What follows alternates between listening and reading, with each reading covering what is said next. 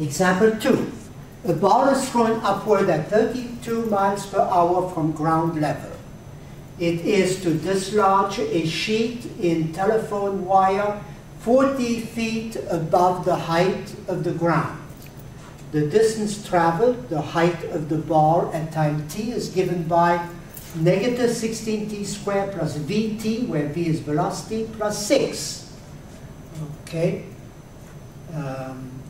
What is the maximum height reached by the ball? Can the sheet be dislodged by the ball? If the ball does not go as high as the sheet, what is the minimum velocity v, rounded to 1 decimal if needed, for the ball to reach the sheet? In other words, if 32 feet per second is not enough, what should be the initial velocity? So we have h of t.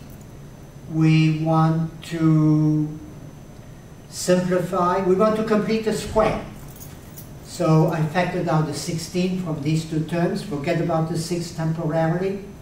I need 1/2 the coefficient of t, which is 1. I also need 1 squared, which is inside the set of parentheses, multiplied by 16. So I'm really adding 16. I'm really subtracting 16, and to compensate, I add 16. Negative 16 plus 16 is 0. So I have a quadratic. My formula is now a quadratic. Negative 16 t minus 1 squared plus 22. The maximum height that can be reached is 22 feet. Why? Because the least you can subtract is 0. If this is not 0, you get a number less than 22. So the height that can be reached, the maximum height, is 22 feet, and that occurs at 1 second, because if t is 1, that drops out. Since the sheet is 40 feet above ground, the ball will not be dislodged. Let's replace h of t by 40. We want the ball to go up to 40 feet. And we still have 32t. Let's replace that by v of t. We want to find v.